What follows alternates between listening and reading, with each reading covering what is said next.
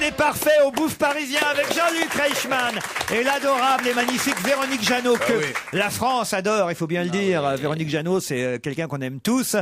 Vous aviez joué cette pièce avec une autre comédienne, si mes souvenirs sont bons. Mais vos souvenirs sont très très bons, je suis ravi. Alors là, c'était Au Corinne Théâtre Touzé. des Variétés. C'était Corinne Touzé, oui. Voilà. Elle est bien aussi. Une grande avec des yeux Ah ouais, bleus. tout en cuir toujours. Elle est bien. Non, non, Ah ouais, là, sexe. Elle est sexe, mais assez Elle fait dure. plus sadomaso que Véronique Jeannot. Mais Véronique Jeannot, elle fait plus abordable. Hein. Mais qu'est-ce qui se passe, Laurent? Ah non, mais c'est vrai. Ça va bien? Non, mais il a beaucoup changé. La pièce s'appelait pareil. Oui.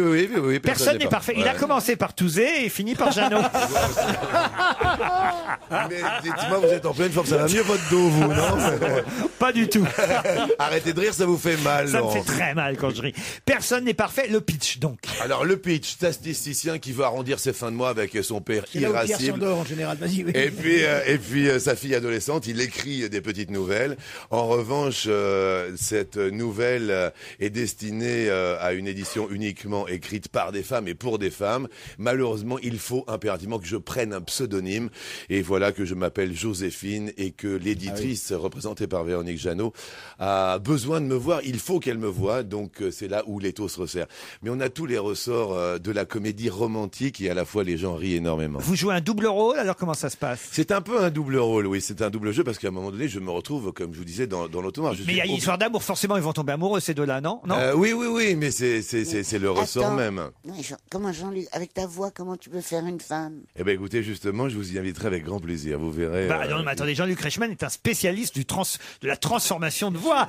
Sa voix, c'est un imitateur aussi. Vous avez fait les voix des Guignols pendant un temps. Pendant 10 ans même, c'était un bon temps. Quelle voix effectivement. faisiez aux Guignols? Eh ben, j'étais justement avec l'excellent Nicolas Canteloup. On était les imitateurs des imitateurs. C'est-à-dire que j'imitais Yves Lecoq, qui imitait lui-même Sylvester Stallone, ok? Et j'imitais aussi Jean-Pierre Foucault, j'imitais...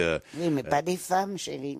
Si, ben vous verrez, je fais Joséphine Blanchette tous les soirs C'est sur bien scène. parce que moi je fais surtout les animaux. C'est complémentaire. Mais Non. vous les faites très très Non, bien. non, je veux pas vous embêter avec ça.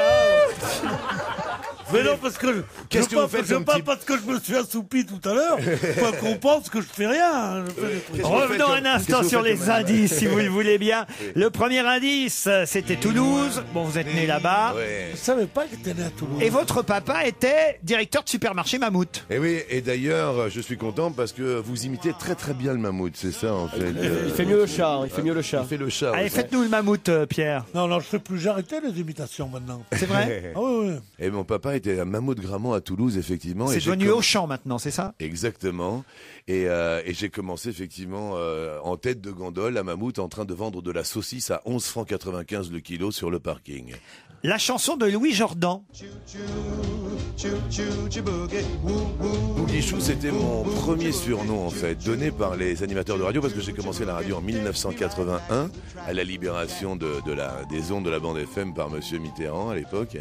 Et les auditeurs m'avaient surnommé Bouguichou. On avait associé une danse à une salade, quoi. Vous voyez ce que je veux dire, le bougie et le chou en fait. Et de la radio, vous en avez fait longtemps dans ce groupe ici à Exactement. Europe 1, puisque c'était sur RFM que vous avez réveillé les auditeurs. Exactement, et c'est assez rigolo et c'est assez touchant parce que sur Europe 1 a débuté les prémices d'attention à la marche, tout simplement, puisque je faisais 9h midi sur Europe 1 tous les dimanches matins, et c'est là où est venu le déclic d'attention à la marche que j'ai adapté grâce à Étienne Moujotte sur TF1 après. Voilà. Aujourd'hui, c'est les 12 coups de midi. On avait aussi le générique quand même, des 12 coups de midi. On est à la page ici, vous savez. C'est vrai. Et les 12 coups de midi, ouais, ça fait plus d'1 an et demi maintenant, effectivement, Laurent. Et puis en plus, vous aurez les 12 coups de Noël, puisque vous en parlez, et ce sera le 24 décembre au soir, en prime time sur TF1. Tenez, je vous le donne en exclusivité.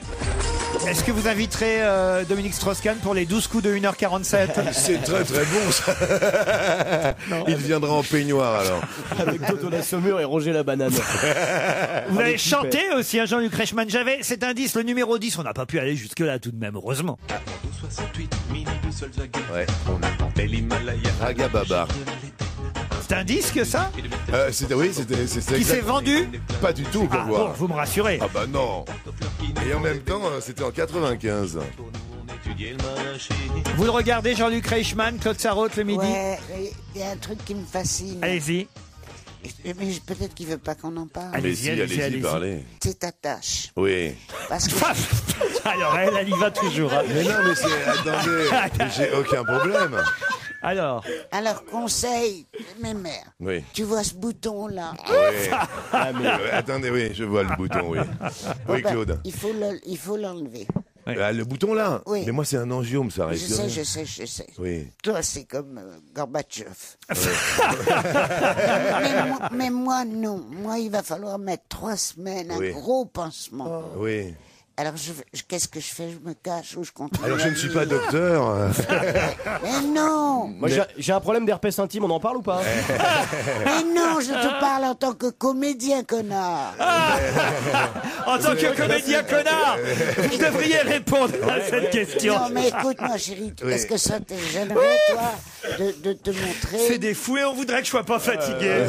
Je suis dans une bande de fous. Il y a quand même un petit public. Est-ce que je peux venir avec un grand pansement? Mais il n'y a aucun problème. Mais Claude, alors c'est assez original parce que Le Tchador t'irait bien même, tu sais. quand j'ai débuté la télé, on m'a fait cacher ma tâche et au bout de 6 mois, 1 an, Vous avez dit ma tâche Bono, je la garde. Ma tâche Bono, c'est excellent. Et en fait, j'ai dit soit ce sera ma tâche avec moi ou alors ce sera sans moi. Et pourquoi? Tout simplement parce que personne n'est parfait. Mais ben voilà. Et C'est tout le la monde- pièce qu'on peut voir au Bouffe Parisien avec Jean-Luc Reichmann et Véronique Jeannot. Courez-y si vous avez envie de rire. C'est mis en scène par Alain Sachs. Merci Jean-Luc Il y a Reichmann Thierry d'être passé nous Kendorn et voir. Delphine Rivière aussi, 2 acteurs Pour excellents. compléter l'affiche, Thierry Bien Kendorn, sûr. Delphine Rivière. C'est dit. À demain 15h30 Merci sur de m'avoir Europe 1. reçu, Laurent. Merci. On va se gêner sur Europe 1. 15h30, 18h, Laurent Ruquier.